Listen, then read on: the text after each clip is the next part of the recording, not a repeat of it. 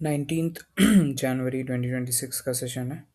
यहाँ पर down trend था और ये मैंने एक लेवल बना रखा है। और ये जो सेकंड कैंडल है वो वीक हो गई, तो मैंने यहाँ से डाउन के लिए ट्रेड ले लिया। जब डाउन ट्रेंड हो, दो कॉन्जिक्यूटिव ऑपोजिट कलर्स की कैंडल आ जाए, तो वो यूजुअली एग्जॉस्ट हो जाती है अगर सेकंड कैंडल वीक पड़ जाए। वीकनेस को डिटरमाइन करने के लिए एक तो साइज़ का छोटा हो जाना है, चेक करते हैं, और दूसरा ये कि वो अपने ही प्रीवियस कैंडल के विक में क्लोज हो रहा है कि नहीं। तो एज यू कैन सी, हल्का सा अपने विक से जस्ट उसी पे या हल्का सा एक पॉइंट ऊपर वो क्लोज हुआ है, तो उसको नेग्लिजिबल माना जाता है। तो इसलिए इसको वीकनेस की तरह ही काउंट किया मैंने और फिर डाउन के लिए ट्रेड ले लिया। बाकी ऊपर से ईएमए का भी, लाइन का भी रेजिस्टेंस एक बन रहा है, लेकिन उस पर मैं उतना रिलाय नहीं करता हूँ। कई बार काम भी करता है, कई बार नहीं भी करता है। तो इसमें पहले भी तो ऊपर वो लोग गए, बायर्स ऊपर गए क्योंकि उनको थे वहाँ पे present. As you can see, ये वाला ट्रेड विन हो गया, फर्स्ट ट्रेड। सेकेंड ट्रेड मैंने ऑलरेडी इसमें ले चुका था डाउन के लिए। तो as you can see, fake breakout हुआ था, लेकिन प्रॉब्लम क्या थी, ये फेक ब्रेकआउट जो हुआ था वो दो कैंडल से हुआ था। सिंगल कैंडल से होता तो थोड़ा और रिलायबल होता। दूसरी बात ये कि दो candles can be a retracement, क्योंकि ये अप ट्रेंड है। तीसरी बात ये कि नीचे वो जो ईएमए का लाइन है वो यहाँ पे सपोर्ट की तरह एक तरह से काम कर गया। इसीलिए सेलर्स लोग आए तो नीचे, लेकिन फिर वो लोग ऊपर चले गए। मतलब कैंडल जब ओपन हुई वहाँ से फिर ऊपर गए, रिजेक्शन ट्रेड लिया, उसके बाद सेलर्स नीचे ही आए, बट फिर थोड़ी देर टहल के फिर बायर्स इवेंचुअली एंटर कर गए और फिर ऊपर चले गए। तो ये ट्रेड गलत था एक तरह से, बस यही कि दो कैंडल से अगर ब्रेक होता है तब नहीं लेना है हमको।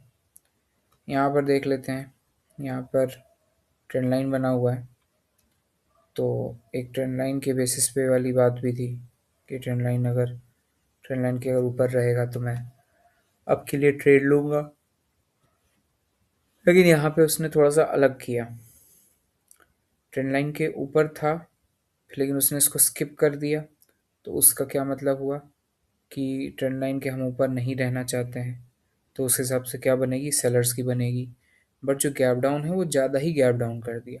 अब जब भी ज़्यादा गैप डाउन कर दे, गैप डाउन तो किया उसने बायर्स का लेवल स्किप करने के लिए, लेकिन ज़्यादा जब गैप डाउन हो जाता है तो हमें देखना होता है कि वहाँ पे क्या चल रहा है, क्योंकि हो सकता है कि जो स्किपिंग है वो फेल हो जाए क्योंकि ज़्यादा गैप डाउन हो गया। तो यहाँ पे तो रीज़न भी था हमारे पास, ज़्यादा गैप डाउन होने के बाद वो एक सपोर्ट लेवल पे आ गया था, जो बगल में एक ग्रीन कैंडल है उसी के पास ओपन हो गया वो। तो इसलिए यहाँ पे अप ट्रेड हो गया। तो अगर उसने अपने बायर्स का जो ट्रेंड लाइन है वो स्किप तो किया ताकि सेलर्स की कैंडल बन पाए, लेकिन कुछ ज़्यादा ही स्किप कर दिया, और ऐसी जगह स्किप किया जहाँ पे बायर्स ऑलरेडी प्रेजेंट थे। तो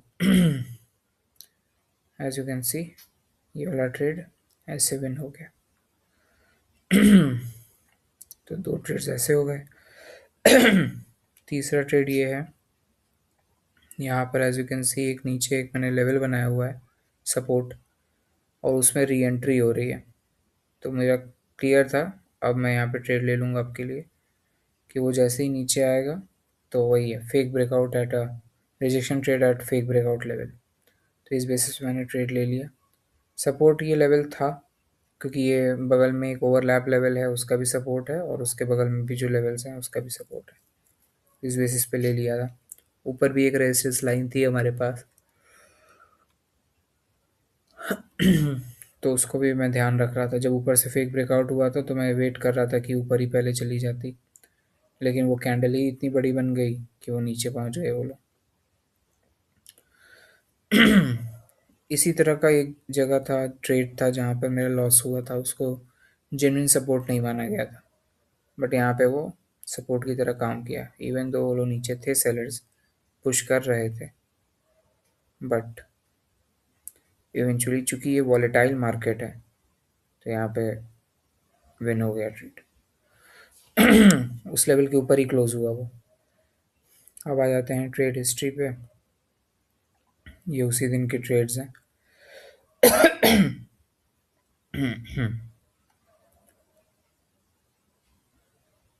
ये रहे आज के ट्रेड्स। ये नहीं, सॉरी, ये रहे। 3 विनिंग्स हो गए, हमारा टारगेट हिट हो गया। मसलिनो 1 in 3 सेटिंग्स अप कर रहे हैं हम लोग। That's it.